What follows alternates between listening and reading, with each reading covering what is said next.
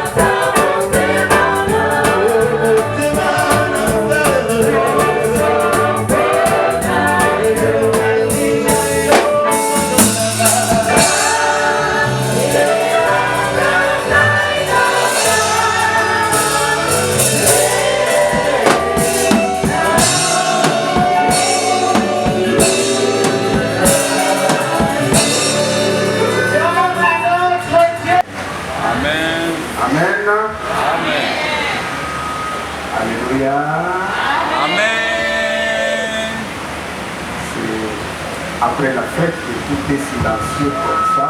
Alors, ça n'a pas l'air d'être une fête. 3 diplômes de théologie le même jour et obtenus par les serviteurs que vous voyez travailler chaque jour. Un témoignage de leur fidélité à Dieu. Et je crois que ça se fait aussi. Amen. Amen. Je bénis le Seigneur pour l'action de grâce de la sœur Grâce. Je bénis le Seigneur pour l'action de grâce du frère Trésor. Et je bénis le Seigneur pour l'action de grâce à intervenir de l'enfant. Alléluia. Amen. Je crois que tu ne seras pas toujours enfant, cette fois-ci tu vas aussi parler. Amen. Amen. C'est une façon de montrer aux parents que l'enfant est pâte. N'est-ce pas, pasteur? L'enfant, il est pâte. Il peut maintenant parler de lui-même, il peut maintenant paître les troupeaux de Dieu, il peut maintenant aller dans les champs du Seigneur. Donc, ce n'est plus l'enfant de la maison, c'est l'enfant au travail. Gloire à notre Dieu. Amen.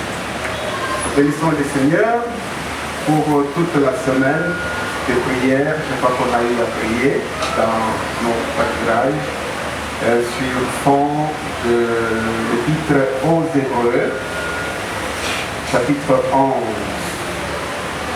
C'est pourquoi je souhaite que nous lisions. On ouvre nos Bibles pour lire Hébreux 11 à partir du verset 32, de 32 à 34. On peut nous afficher les textes. Que dirais-je encore?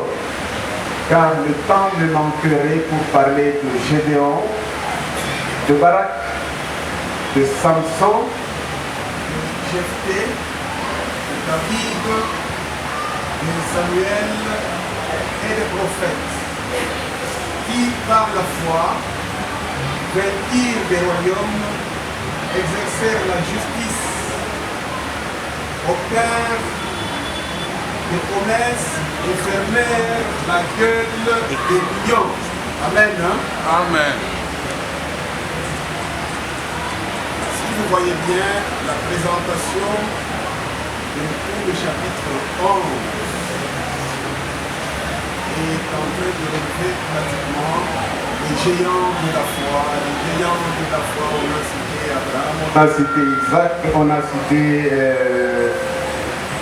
plusieurs, toute une liste. Et là, celui qui a écrit se dit, mais je ne peux pas continuer la liste parce qu'elle est grande. Et même les gens que j'ajoute là, revenez au chapitre 32, au verset 32 plutôt, même les gens que j'ajoute là, le Barak, David, Samson, Jephthé, David, Samuel et des prophètes, tous ces gens, ils ont marché avec Dieu, mais ils ont manifesté leur foi en posant des actes. Ainsi, vendredi, nous avons parlé de comment développer notre foi. Nous avons relevé juste 3 éléments qui étaient essentiels d'après nous pour la notion de ce vendredi-là, pour le développement de notre foi. Nous avons relevé que la première des choses pour développer notre foi, c'était la connaissance de la parole de Dieu. Parce que plusieurs disent, nous définissons souvent la foi comme un pas dans le vide. Mais je crois qu'il faut plutôt qu'on parle que c'est un pas sur la parole de Dieu. La parole de Dieu fait une sémence. Lorsque nous lisons la parole de Dieu, lorsque nous connaissons la parole de Dieu sème, met une sémence de foi en nous. Et cette sémence commence à grandir, jusqu'à ce qu'elle va produire des fruits. Nous avons dit que le deuxième aspect de la foi, c'était la pleine confiance. Plusieurs parlent d'assurance. Je ne reviens pas sur les définitions parce que il y a 2 semaines, j'ai entendu le docteur Moïse s'attarder beaucoup sur toutes ces définitions-là. Et on m'a dit que même un peu, Papa Gauthier a effleuré, même en passant, quelques définitions de la foi.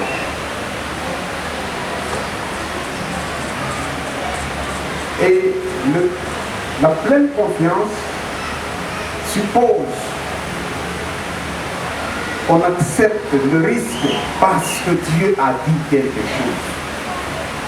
On accepte de s'engager vers les lieux où on ne connaît pas, dans un truc qu'on ne connaît pas, dans ce qu'on ne comprend pas, parce que Dieu l'a dit. Même si toutes les données techniques, toutes les données scientifiques donnent des résultats contraires, mais parce que Dieu l'a dit, nous nous engageons. Lorsque David a dit au roi Saül qu'il devait aller, qu'il était prêt à affronter Goliath, le premier réflexe du roi, c'était de lui donner une armure selon lui, c'était de lui donner des vêtements selon lui, et lui parler un peu de ses tactiques de guerre selon lui. Lorsque Goliath a vu un tout petit enfant venir vers lui, Goliath a essayé de revoir dans sa tête toute l'histoire de la guerre. Goliath n'a pas compris. Il dit, il n'y a pas ça. Ça, c'est vraiment une viande que je vais mettre, que les oiseaux vont manger, qui s'avancent devant moi. Mais David a avancé. Pourquoi? Parce que pour lui, il avait confiance, pas dans l'armure, pas dans l'histoire de la guerre, mais dans la parole de Dieu. Moi j'avance, toi tu viens avec les armes, tu viens avec toutes les techniques de moi. Je viens au nom de l'Éternel Dieu que tu insultes. Amen. Alors, après la confiance, le dernier aspect qu'on a relevé vendredi, et c'est cela qui sera l'objet de notre intervention aujourd'hui, sur lequel nous allons nous attarder, c'était l'action. La foi, un chrétien n'est pas un dépôt ce n'est pas un dépôt fermé ou un compte bloqué de la confiance ou de la foi. J'ai la foi, c'est plein, j'ai la foi, c'est plein, je sais que Dieu est avec moi, personne ne sera contre moi, qui sera contre moi si Dieu est avec moi.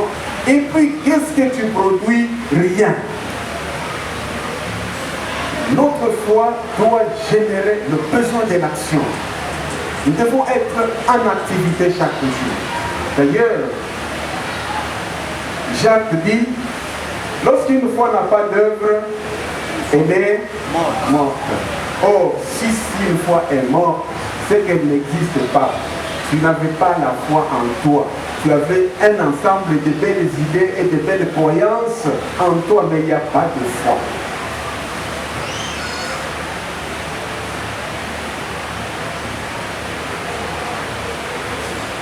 Alors, tous ces géants de la foi ont un point commun. Ils sont reconnus comme géants de la foi par des choses qu'ils ont faites. Chaque nom a une histoire dans la Bible. Amen. Ce n'est pas seulement parce qu'ils ont eu seulement confiance en Dieu, non. C'est parce que leur confiance a produit quelque chose. Leur confiance les a poussés vers une certaine entreprise. Ils ont entrepris quelque chose. Nous avons l'impression, nous avions même l'impression, quand nous étions jeunes à l'église, que pour nous, lorsqu'on priait, c'était tout. Nous étions même fiers, si je suis chez un grand frère, je ne fais rien. Je veux que le grand frère mais sois reconnaissant parce que je prie. D'ailleurs, s'ils sont en vie aujourd'hui, n'est-ce pas par ma prière? Sinon, tous les sorciers de chez nous au village allaient les cribler de complications. Tous les enfants devaient même mourir. Et ils me laissent aller à l'école à pied. Non. La foi doit nous pousser à un travail, à quelque chose. C'est pourquoi on peut nous afficher le thème tel que je l'ai intitulé aujourd'hui, c'est la foi et la force d'entreprendre une œuvre. Comme on m'a posé la question à la technique pour savoir si c'était et conjonction ou verbe, je dois préciser qu'il n'y a pas de faute. C'est comme ça. Je les présente comme deux choses différentes, mais qui au fait foncièrement ne sont pas deux choses différentes, parce que l'une n'est que la conséquence de l'autre.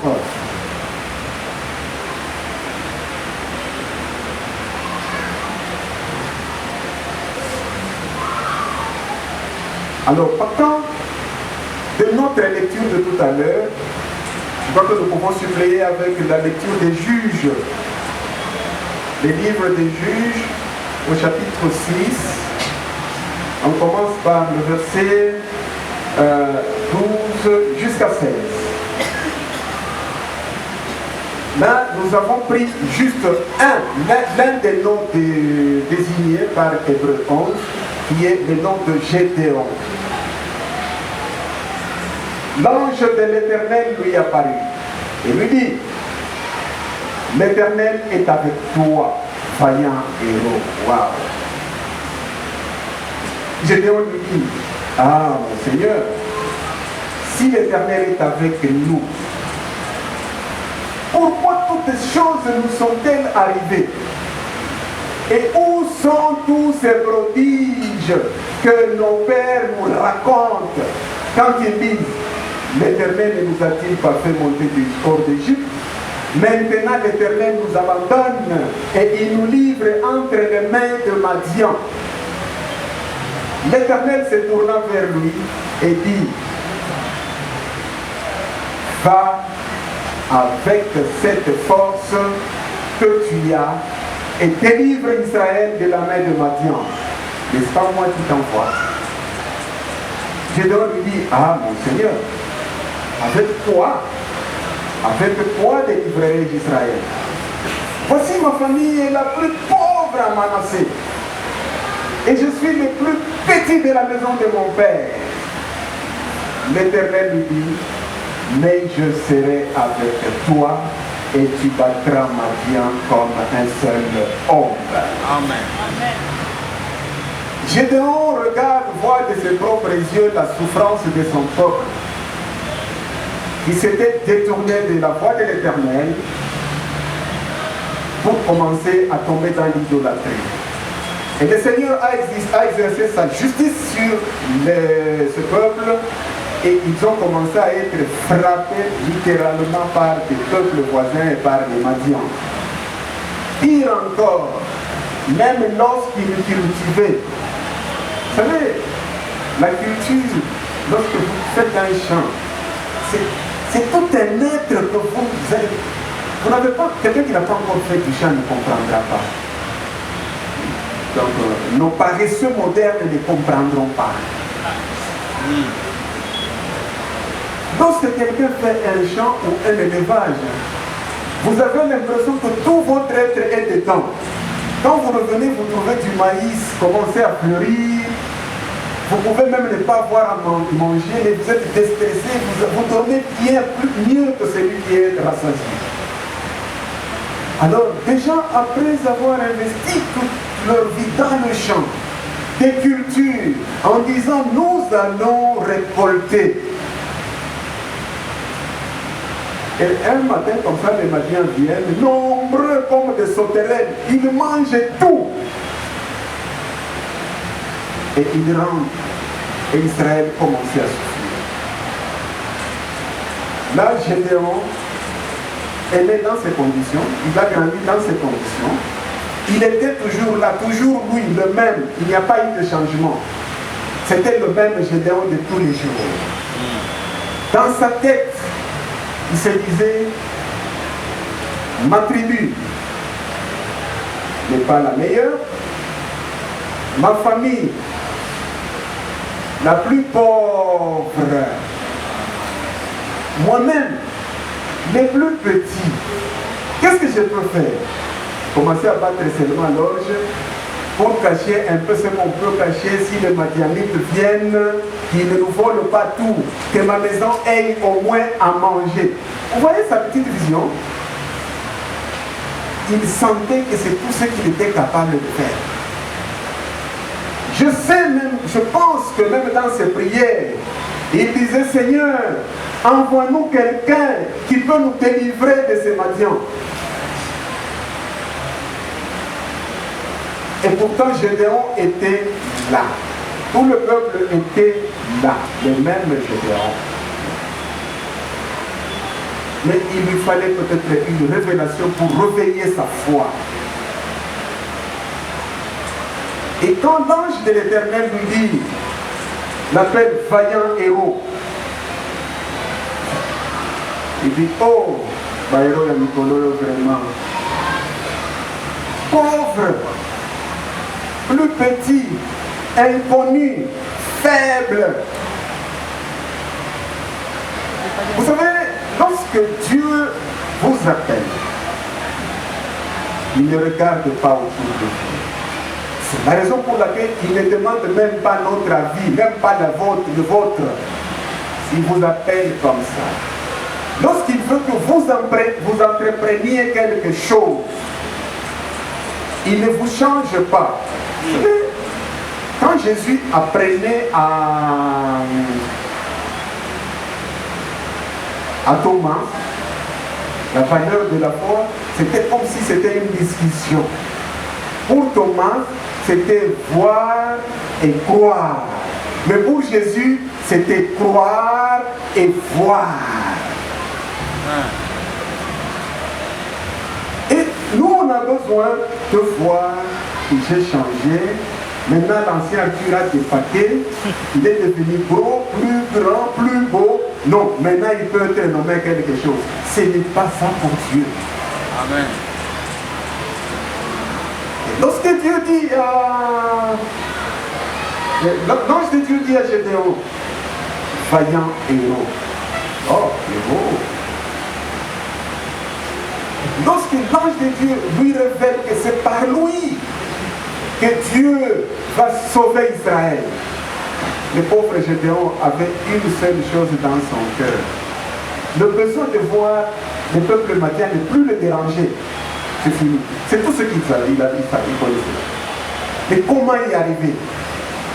Et pourtant, il avait. Quand il se présente comme petit, l'ange de Dieu lui dit, je ne vais rien t'ajouter.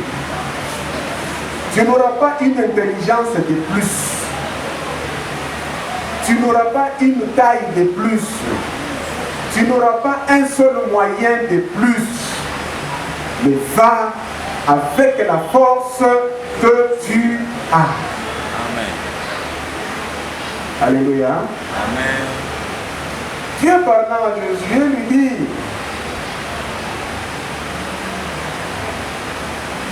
lui demande de garder, de s'attacher à sa parole et lui dit, c'est alors que tu réussiras dans ce que tu entreprendras. Entreprends d'abord, parce que pour réussir, il faut entreprendre une œuvre. Notre foi n'est pas une foi qui doit mourir en nous, où nous attendons seulement les derniers jours. Ce n'est pas un chrétien n'a pas une foi qui l'enferme dans la chambre, il attend le jour que Jésus va venir. S'il n'est pas à la montagne, il est ici, il est à l'église, je m'enferme à l'église, je vais à la montagne, et puis jusqu'à ce que Jésus va venir et je pars. Rester couché à la maison. Pour sauver, tu ne pourras pas t'enfermer, tu dois faire quelque chose.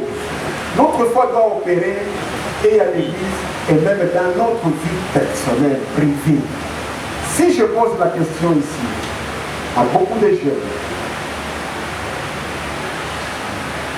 nous prenons seulement 30 jours. Dans les 30 jours ici passés, aujourd'hui comme le 30e jour, qu'est-ce que vous avez entrepris? Que chacun réponde dans son cœur. Dans Nicolo, je ne vous pose pas la question, je n'ai pas de problème. Je pose la question aux jeunes seulement. Dans ces 30 jours ici seulement, qu'est-ce que vous avez entrepris? Je ne pense pas m'être trompé. Les chiffres d'au moins 80%, nous n'avons rien entrepris, ni à l'église, ni dans notre propre vie. Et la raison, pour 90% des cas, c'est que je n'ai pas de moyens, c'est que je n'ai personne pour m'aider, c'est que je n'ai personne pour faire quoi que ce soit. Mais j'ai la foi. Qu'est-ce que nous faisons avec notre foi? Alléluia. Amen. Qu'est-ce que nous faisons avec notre foi? J'ai béni le Seigneur pour le programme d'évangélisation qui avait été lancé à l'église. C'est quand je regardais les enfants, moi j'ai l'impression qu'ils sont toujours enfants. C'est pourquoi le jour où quelqu'un viendra me dire que je vais épouser votre fille, je vais lire. C'est sans doute ici. Alors, ces jours-là, je me rends compte que les enfants, le pâturage de là oublié d'aller prêcher dans la rue. Ils sont allés, ils ont prêché, ils ont annoncé dans la rue et puis ils sont revenus. Je sortais avec grâce, je passe un pasteur voisin de l'église voisine dans notre pasteur qui m'arrête. Ah, bonjour ma soeur, bonjour papa. Et commence à lui poser des questions sur la parole de Dieu. Moi,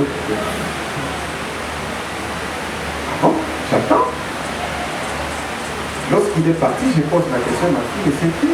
Je ne sais pas, c'est quelqu'un à qui j'avais parlé de Jésus-Christ ce jour-là quand on nous avait envoyé comme ça. Et c'est le voisin qui me dit, non, c'est le pasteur de cette église. Donc, si il n'avait rien entrepris, les enfants n'allaient jamais savoir qu'il faut parler de Jésus-Christ.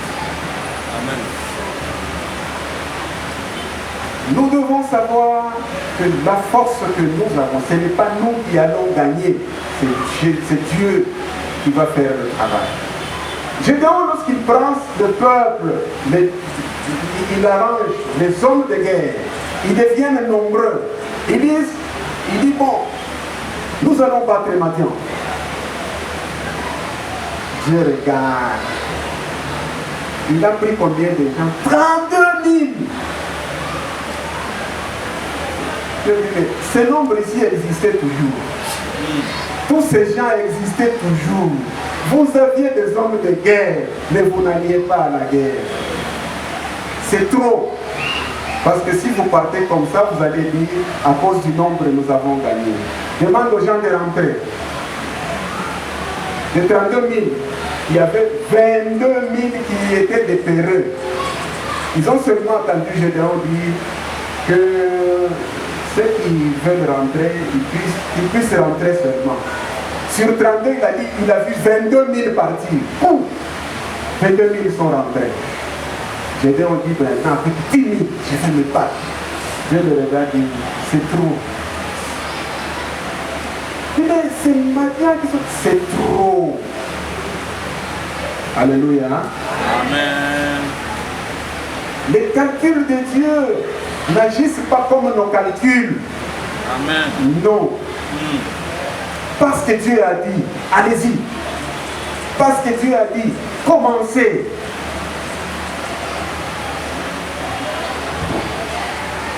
Une fois, je me souviens, à Bien-de-Voir, le pasteur Calabobré, je suis la foi agissante, il dit, nous devons maintenant faire quelque chose. Il avait une ferme avec beaucoup de oies. Il dit, pour tous ceux qui veulent faire, poser qui veulent faire une petite ferme et tout ça, ils viennent chez moi. les frères sont partis. Qui prend 5 couples, qui prend 10 couples, qui prend.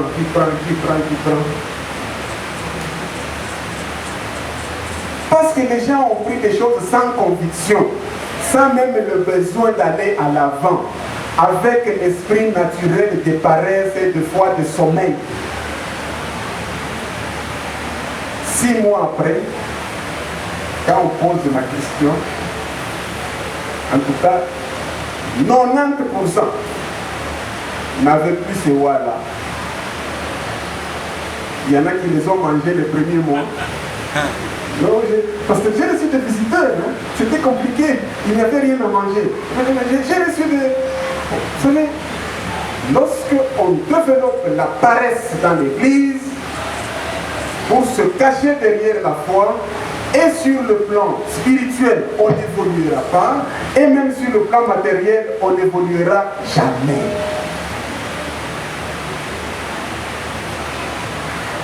Il n'y a pas de Bible, dans ma Bible, je l'ai lu, il n'y a nulle part où on m'a dit, non, vous savez, si vous priez beaucoup, il faut que les gens pour lesquels vous priez, qui commencent à vous donner de l'argent pour vivre, parce que vous priez, méritent son salaire.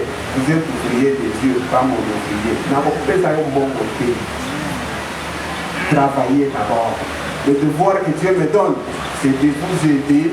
Si vous êtes en difficulté, et il vous donne le même devoir d'aider l'autre s'il est en difficulté, il donne à l'autre le devoir d'aider l'autre s'il est en difficulté, ainsi de suite.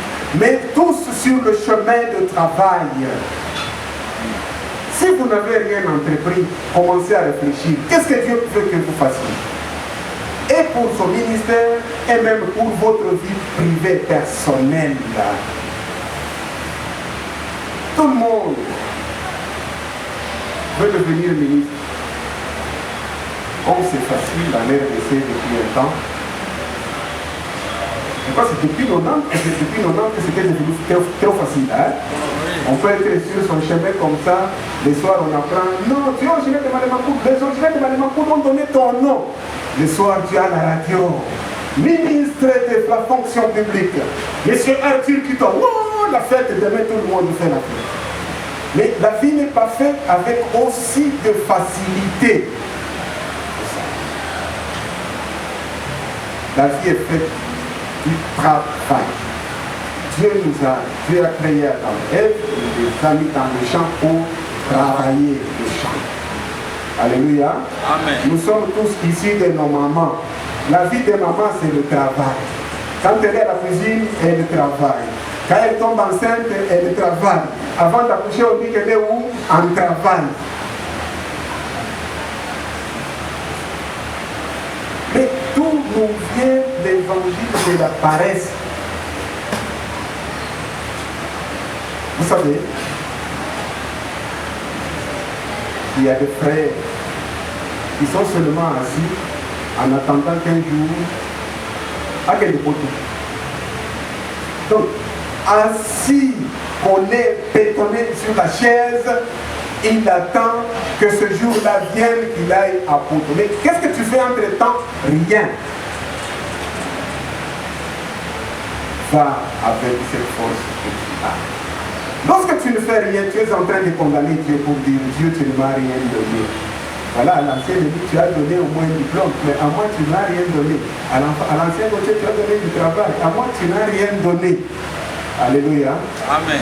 Plus pauvre que Gédéon, il n'y en avait pas en Israël. Plus petite que sa famille, il n'y en avait pas. Mais Dieu a compris qu'il avait en lui du potentiel. Pourquoi tu ne peux pas réveiller en toi le potentiel que Dieu a mis? C'est petit, mais par la foi c'est grand. C'est petit, mais avec la foi c'est avec ça que tu vas vaincre. C'est petit, mais avec la foi c'est avec ça que tu vas devenir même riche. Alléluia. Amen. Je relevais comme en riant le vendredi. Beaucoup de jeunes gens, chaque fois que je vais chez moi, quand je rentre ici, beaucoup de jeunes gens me fouillent. Vous savez pourquoi ils me fouillent? Eux, ils savent. N'est-ce pas, président? Vous me fouillez tous, n'est-ce pas, président?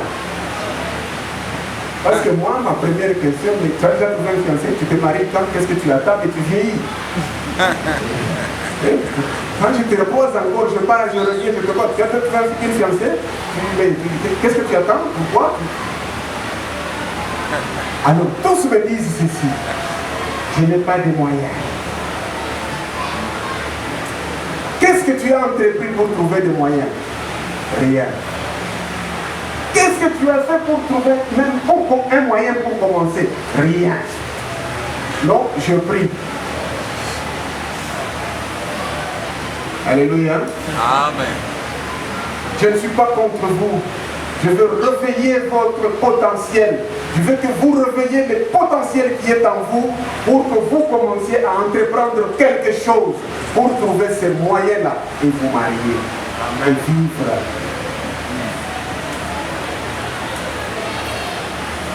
Nous avons souvent pensé à des grades de rêve.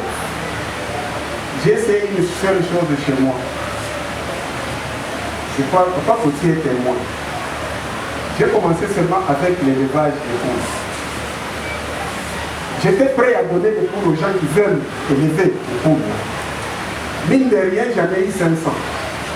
Et pourtant, chez moi, dans mon village, lorsque quelqu'un prépare pour vous un foufou avec les poulets, ça reste dans l'histoire. Il met ça dans les livres d'or. Et il est arrivé, je lui ai même préparé pour Karina Coucou. C'est comme ça que ça se présente. Papa aimé, je crois qu'on attend le retour de Christ pour partir. Alors, mais précédez, vous allez à l'hôpital pourquoi quand vous tombez malade. Notre foi doit générer une entreprise. C'est là même notre force d'entreprendre des choses. Je crois que Dieu est là. À la parole de Dieu, j'agis. Parce que Dieu m'a donné cette orientation, j'agis. Nous devons apprendre à commencer les choses. Alléluia. Lorsqu'on chante le premier couplet, non. J'ai communiqué le troisième couplet, Nakobanga Lisusu Mikakatano. C'est-à-dire les Mikakatano là sont là. Ça dérange, ça bloque, mais moi je continue. Les vides est là, ça dérange, ça bloque, mais moi je continue. Lorsqu'on commence, on entreprend une action par la foi.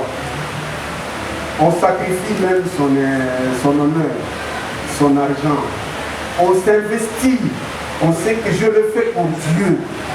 À la fin, on aura les résultats. Alléluia. Nous allons prier. Demander seulement à Dieu de nous faire une révélation sur quelque chose que nous devons entreprendre. Ne demande pas l'argent qui va tomber au ciel maintenant. Dis, Seigneur, ton église est là. Qu'est-ce que je dois y faire? Seigneur, ma famille est là. Qu'est-ce que je dois faire? Révèle-moi, Seigneur. Ouvre-moi les yeux. Montre-moi que j'ai la force avec laquelle je peux partir. Va avec la force que tu as. Je veux entreprendre quelque chose. Toi, même si j'ai peur, je vais encore entreprendre. Ça s'appelle la persévérance. Même si je ne gagne pas, je vais encore entreprendre. Ça s'appelle l'expérience. Même si j'échoue, je vais encore entreprendre. Ça s'appelle le commencement de la réussite. Parce que pour réussir, il faut commencer. Pour réussir, il faut entreprendre. Pour arriver à la fin, il faut faire un premier pas. Même si on tombe, même si on ne tombe pas, on continue. Il faut qu'on aille jusqu'à la fin. Et c'est là le travail de la foi dans notre esprit d'entreprise. On peut se lever et prier.